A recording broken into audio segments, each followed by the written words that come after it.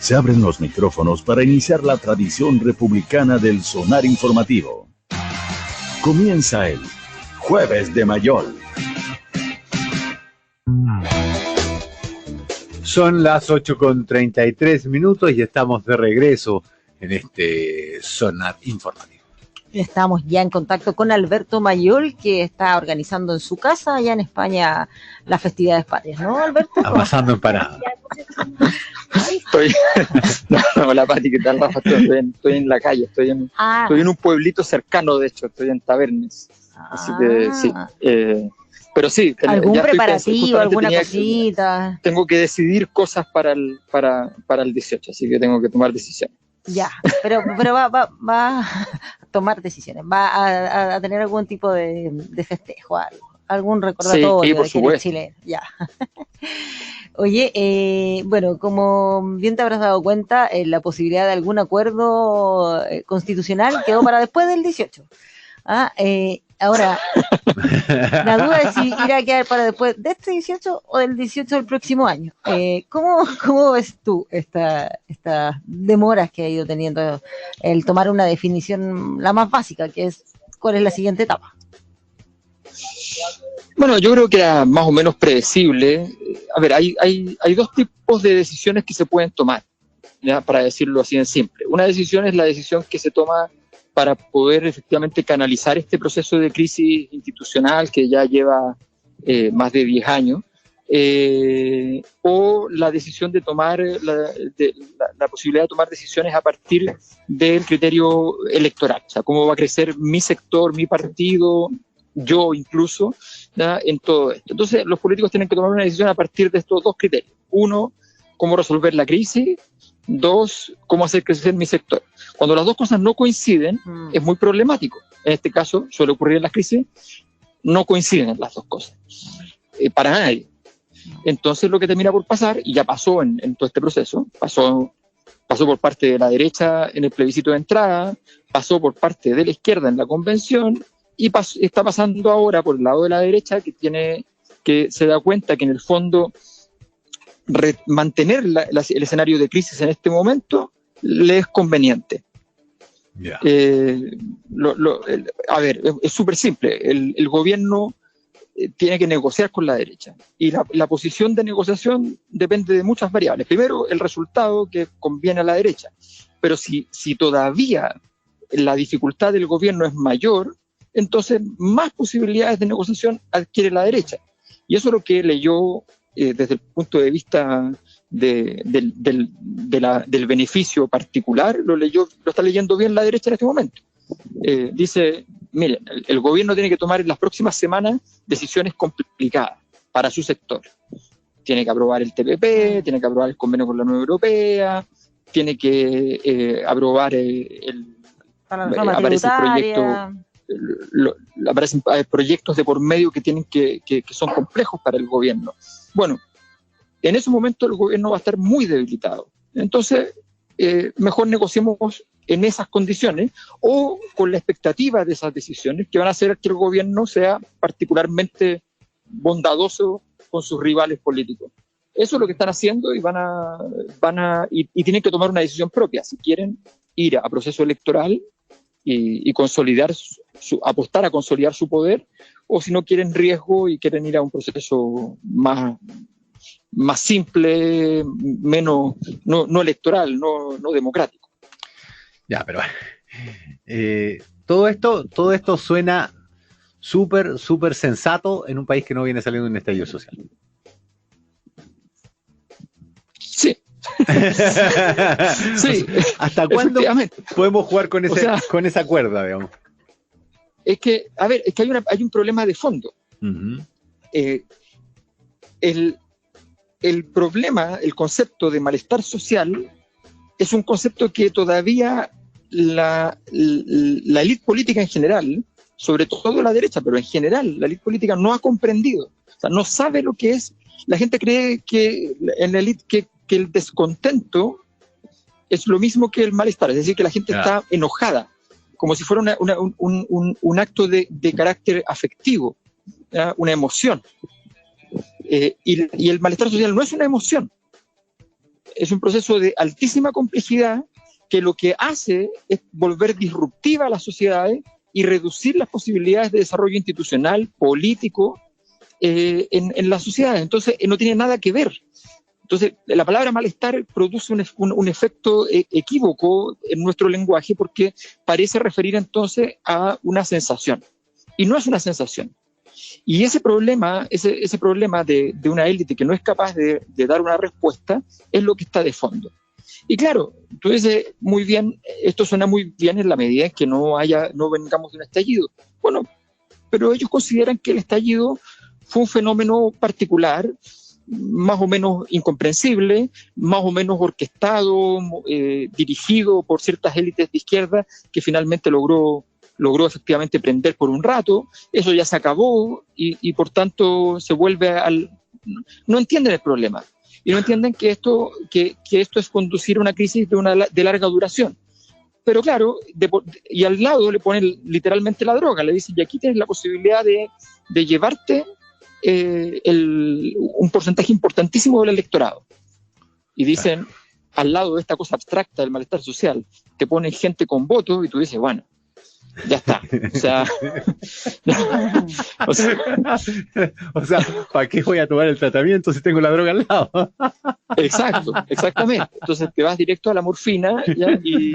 Y ya está. El viaje se torna bastante espectacular y te olvidas del otro problema hasta la siguiente vez que requieras más morfina y tú dices, otra vez todo síndrome de indica, abstinencia.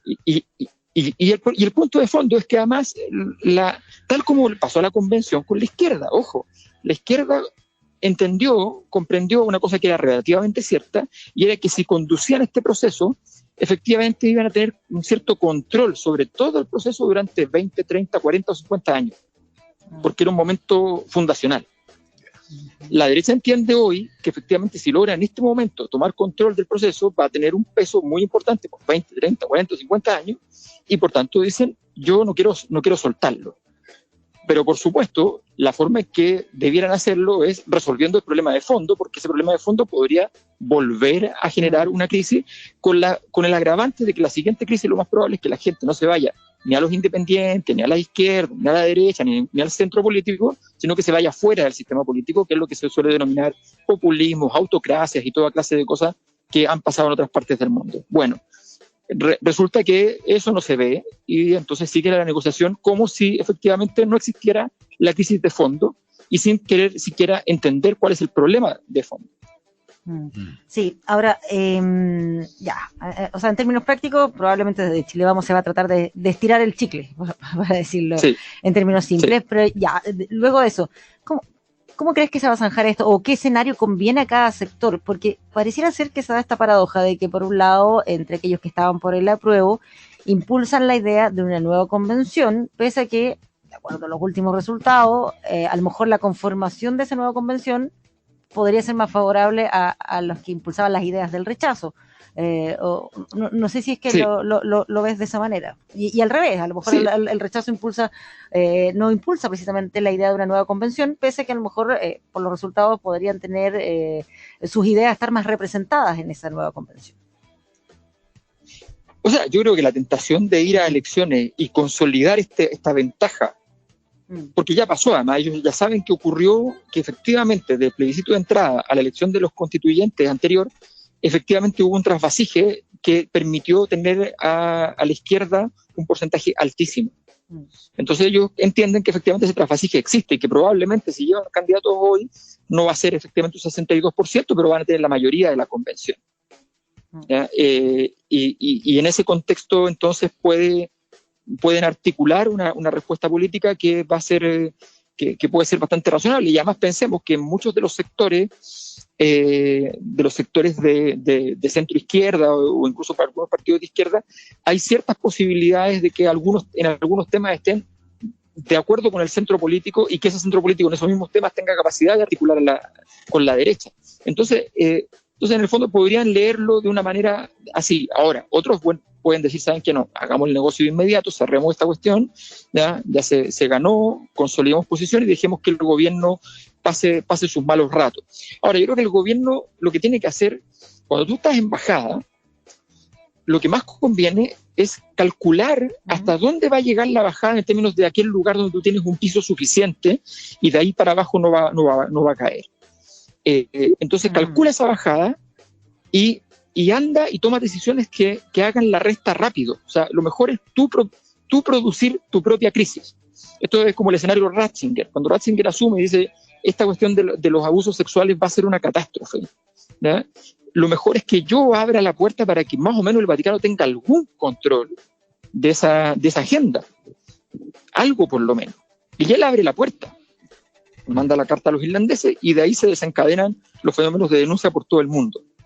Entonces, efectivamente, es una estrategia que entiende que tú estás en un mal momento, que puede ser catastrófico, claro, y que tú simplemente quieres que sea pésimo. Entonces, todos te van a echar la culpa porque tú lograste que fuera pésimo, pero la gente lo que no entiende es que podría haber sido catastrófico. Eso es lo más responsable. A los gobiernos les cuesta un montón hacerlo. Un montón. Michelle Bachelet no fue capaz de hacerlo, Sebastián Piñera no fue capaz de hacerlo, salvo por el tema de la Constitución, que lo entregó, pero en general no quería hacer muchas de las transformaciones que había que hacer. Entonces, efectivamente hay que tener una capacidad importante de decir, ya, ok, ¿cómo lo hago ahora para poder entonces pararme en un lugar donde yo me sienta sólido? Eso es lo que el gobierno tiene que buscar en estos pocos días. Creo que la llegada de Carolina Toá plantea una oportunidad grande en términos de pararse en temas, por ejemplo, de políticas públicas, de acciones políticas concretas, olvidarse de la discusión de élites, en el fondo no meterse en eso. Yo no sé por qué, el gobierno, yo no sé cuál es el análisis que hizo respecto a por qué estar dentro de la discusión del proceso constituyente.